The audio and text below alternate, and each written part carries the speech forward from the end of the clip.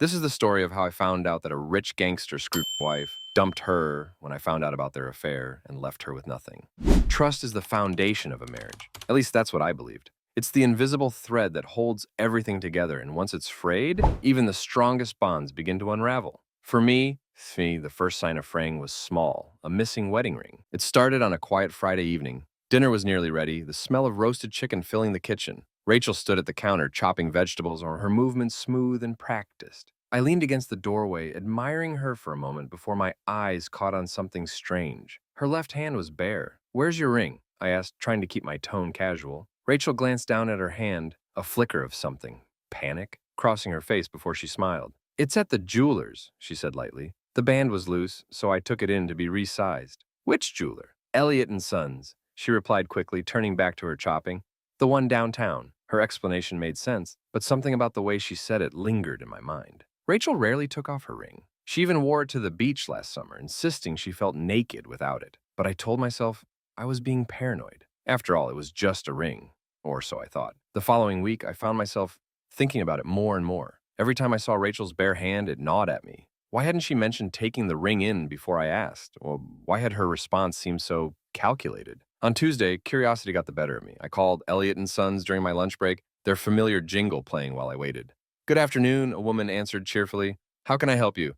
"I'm calling about a repair," I said. "My wife, Rachel Bennett, brought in a platinum wedding band last week." The line went quiet for a moment, the faint sound of typing coming through. "I'm sorry, sir," she said finally. "I don't see any repairs under that name." "Are you sure?" I pressed. "She said she brought it in last Thursday." "I've checked our logs," she replied. "We haven't had any platinum bands come in recently. Maybe she took it to another jeweler." I thanked her and hung up, a heavy feeling settling in my chest. Rachel hadn't taken the ring to Elliott and Sons. She'd lied to me. That night, I tried to bring it up casually. "Did you hear back from the jeweler about your ring?" I asked as we sat down to dinner. Rachel hesitated, her fork hovering over her plate. "Not yet," she said. "They said it might take a little longer than usual." I nodded slowly, watching her carefully. "Maybe I'll call them tomorrow, see if they can speed things up." Her head snapped up, her smile faltering. "No, don't bother. I'll handle it." The way she said it, firm, almost offensive, set off alarm bells in my head. But I didn't push her. Not yet. Instead, I decided to dig deeper on my own. The next day, I left work early and drove to Elliott and Sons. The shop was just as I remembered,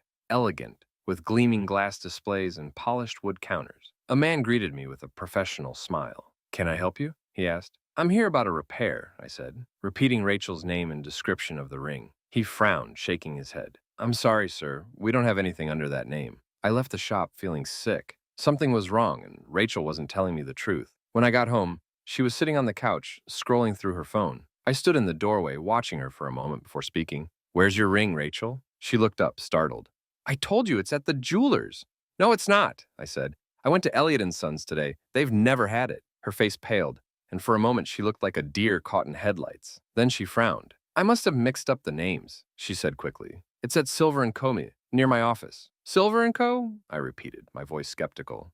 "Yes," she said firmly. "I'll pick it up tomorrow." I didn't believe her, not for a second, but I let it go for now. That night, as Rachel slept beside me, I stared at the ceiling, my mind racing. If the ring wasn't at either jeweler, where was it? And why was she lying to me? The next morning, Rachel left for work, kissing me on the cheek as she hurried out the door. Her smile seemed normal, easy, but I couldn't shake the feeling that something was wrong. As soon as she was gone, I went upstairs to our bedroom. I'd told myself I wouldn't snoop, that I should trust her until she gave me a concrete reason not to. But the lies about the ring, the shifting explanations, they'd planted a seed of doubt that was quickly growing into something I couldn't ignore. I started with her nightstand. It was neat, almost too neat. The drawer organized with pens, a notebook, a charger, and some loose receipts. At first, it looked innocent enough, but then I noticed one receipt tucked further back, almost hidden. It was from a hotel. The date was 2 weeks ago, a Friday night, when Rachel had told me she was working late. I stared at the slip of paper, my chest tightening. The name of the hotel was familiar.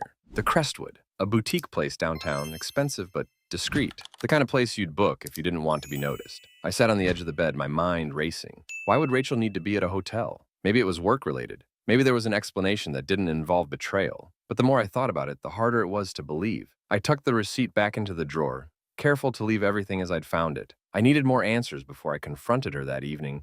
Rachel was in a good mood, humming to herself as she cooked dinner. I watched her from the dining table, trying to gauge if her behavior was off. She seemed relaxed, happy even, but the image of that hotel receipt burned in my mind. "When are you picking up your ring?" I asked casually. "Tomorrow," she replied, not missing a beat. "I called them earlier, and it's ready now." Her confidence almost made me doubt myself. Almost. After dinner, as Rachel sat on the couch scrolling through her phone, I went to the garage. I needed air, an excuse to think. That's when I noticed something odd. Rachel's gym bag was sitting on the bench near the door. She hadn't gone to the gym in weeks, not since she'd claimed she was too busy with work. The bag was half zipped, and a corner of fabric peeked out. Curiosity got the better of me. I opened the bag, expecting to find workout clothes and a water bottle.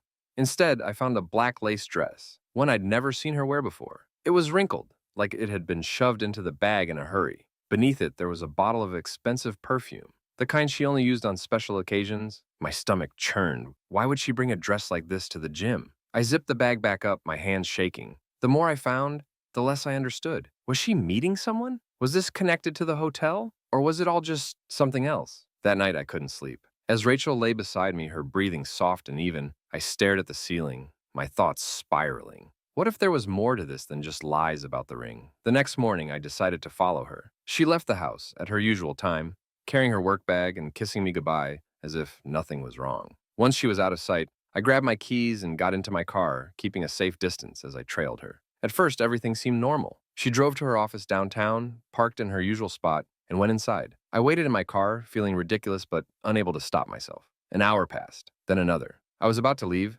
convinced I was being paranoid, when I saw her come out. She wasn't alone. A man walked beside her, tall and broad-shouldered, his hand resting lightly on her lower back. She laughed at something he said, her face lighting up in a way that twisted my stomach. They walked to a cafe nearby, sitting at a small table outside. I couldn't hear their conversation, but the way they leaned in close, the easy familiarity between them, it felt like a betrayal. I snapped a photo with my phone, my hands trembling. I didn't recognize the man, but something about him seemed off. He looked polished, confident, but there was an edge to him, something predatory in the way he moved. I sat in the car, my mind racing. Who was he? And why was Rachel with him? When Rachel got home that evening, I couldn't bring myself to confront her. Not yet. I needed more. Instead, I said, "Did you pick up your ring today?" She hesitated just for a moment, before smiling. "Not yet. I didn't have time." Another lie. As she went upstairs to change, I sat on the couch, scrolling through the photos on my phone. The image of Rachel and the man at the cafe stared back at me, taunting me. The next step was clear. I had to find out who he was. The image of Rachel and the man lingered in my mind, refusing to fade. Who was he? What kind of person was so comfortable with someone else's wife in broad daylight? I didn't have a name, but I had enough to start digging. That night, as Rachel slept, I sat at my desk, the glow of my laptop the only light in the room. I uploaded the photo to a reverse image search, hoping it might turn up something. Minutes ticked by, my heart pounding in my chest until the results appeared. His name was Ethan Cross, a prominent local businessman. His name was attached to half a dozen projects around town, restaurants, a high-end gym, and even a real estate firm. Photos of him at charity galas and ribbon-cutting ceremonies filled the search results. He was polished, charming, the kind of man people gravitated toward. The more I read, the more uneasy I felt. Ethan Cross wasn't just some random guy. He had connections, influence, and judging by his reputation, a penchant for getting what he wanted. The next day, I told Rachel I had a meeting in the afternoon, but instead, I drove to one of Ethan's restaurants. It was an upscale place with sleek decor and a name that practically oozed wealth, Meridian. I parked across the street, watching as sharply dressed patrons came and went. An hour later, Ethan appeared, stepping out of the restaurant with an air of effortless confidence. He wasn't alone. A young woman clung to his arm, laughing at something he said. I snapped another photo, my hands trembling. He didn't see me, but even from a distance, I could feel the magnetic pull of his presence. This was a man who thrived on attention, who commanded a room without saying a word. As I sat in the car, debating whether to confront him, my phone buzzed. It was a message from Rachel. "Running late tonight, don't wait up." I stared at the screen, the words twisting in my gut. Was she meeting him again? By the time I got home, the house was quiet. Rachel wasn't back yet, and Clara was fast asleep. I poured myself a drink, the burn of whiskey doing little to dull the storm raging in my mind. The next few days followed the same pattern. Rachel would leave for work, cheerful and composed, and I'd follow her, watching as she met Ethan at cafes, hotels, and restaurants. They never touched inappropriately, never did anything outright damning, but the closeness between them was undeniable. It wasn't until Thursday evening that things took a darker turn. I had followed Rachel to a boutique hotel on the edge of town. She and Ethan entered through the side door, disappearing into the building without a glance back. I waited for an hour, my thoughts spiraling. When I couldn't take it anymore, I stepped out of the car and into the lobby. Can I help you? The receptionist asked, her smile polite but guarded. I'm meeting someone, I said quickly. A friend. Ethan Cross. The receptionist's expression flickered just for a moment. She knew who he was. Mr. Cross is in the private lounge, she said, but I'm afraid it's by invitation only. Of course, I said, forcing a smile. Thanks anyway. As I walked back to my car, something about her tone stuck with me. The way she'd said his name, almost reluctantly, as if it carried weight she didn't want to acknowledge. That night, Rachel came home late. She smelled faintly of perfume, his perfume, and her smile was too bright, too forced. How was your day? I asked, masking my anger. Busy, she said, kicking off her shoes. The usual. What about you? I didn't answer, watching as she disappeared upstairs. The next morning, I made a decision. I needed to speak to Ethan Cross directly. The opportunity came sooner than I expected. On Friday afternoon, I found myself standing outside his gym, Elevate, an exclusive fitness club he owned. I'd learned from my research that he often spent his mornings there, meeting clients and networking. Inside, the gym was immaculate, every detail polished to perfection. I spotted him immediately, standing near the weight racks, talking to a group of men in suits. He looked up as I approached, his expression shifting from curiosity to faint amusement. Can I help you? He asked, his tone friendly but distant. You're Ethan Cross. I said. That's right. I hesitated, my fists clenched at my sides. We need to talk about Rachel Bennett. His expression didn't change, but I saw something flicker in his eyes. Recognition. I see, he said calmly. Why don't we step into my office? He led me through the gym to a sleek, glass-walled room overlooking the main floor. Once inside, he closed the door and gestured for me to sit. I'll save you the trouble of asking, he said, leaning against the desk. Yes, I know, Rachel, and no, it's not what you think. Then tell me, I said coldly. What's going on between you two? He sighed, running a hand through his perfectly styled hair. Rachel came to me for advice, he said. She's been struggling. With work, with life. She needed someone to talk to, someone who wasn't her husband. Ethan leaned back against his desk, his smile as sharp as the lines of his tailored suit. Let me save you the trouble of asking, he began, his voice dripping with condescension. Yes, I know, Rachel. And no, it's not complicated. I clenched my fists, my jaw tight. Then explain it to me. What's going on between you two? He chuckled, a low, mocking sound that made my blood boil. All right, here's the truth. Your wife, she has a problem. She's either in love with me or with my money. Frankly, I don't care which. He paused, his smile widening cruelly. Because at the end of the day, I fuck her anyway, and she thanks me for it, on her knees. The words hit me like a slap. My vision blurred with rage, and before I could stop myself, I lunged at him. You son of a bitch! But I didn't get far. Two men, Ethan's security, appeared from nowhere, grabbing me by the arms and dragging me back. My heart pounded as I struggled against their grip, but they held firm. Ethan didn't flinch. If anything, he seemed amused. Careful now, he said, straightening his cuffs. I'd hate for you to embarrass yourself more than you already have. You bastard, I spat, my voice shaking with fury. You think you can treat people like this? Like they're nothing? Ethan raised an eyebrow, his smile never faltering. Your wife did a fine job of treating herself like nothing. Cheap thrills for a cheap woman. But don't worry, I'm done with her. She's your problem now.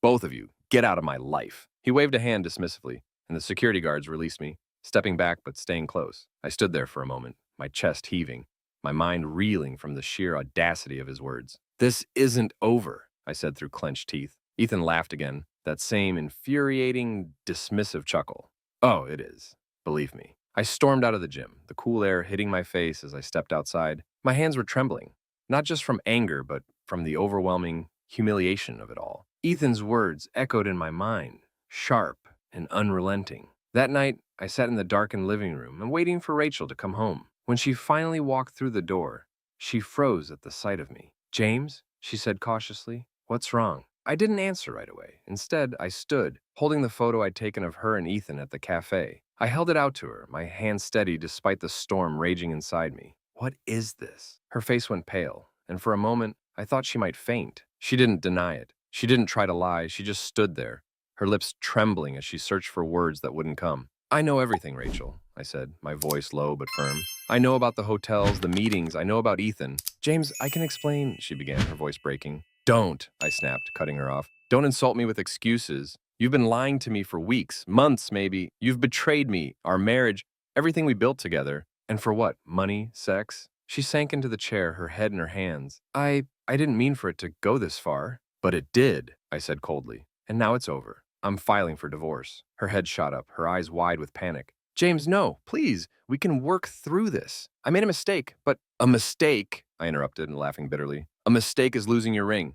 A mistake is forgetting to pick up milk on the way home. Sleeping with another man for money, that's not a mistake, Rachel. That's a choice. She sobbed, clutching at my arm, but I pulled away. I'm done, Rachel. I'm done being lied to. I'll make sure Clara is taken care of, but you're on your own. The divorce process was swift. Rachel didn't have the resources to fight me, and Ethan, true to his word, he wanted nothing to do with her anymore. When the papers were finalized, the house, the savings, everything we'd built together was mine. Rachel walked away with nothing but the clothes on her back and the consequences of her choices. As I stood in the empty house, silence enveloping me, I felt a strange mix of emotions: anger, relief, and a lingering sadness. But I knew one thing for certain. I was free from the lies, the betrayal, and the weight of a marriage that had crumbled long before I noticed the missing ring.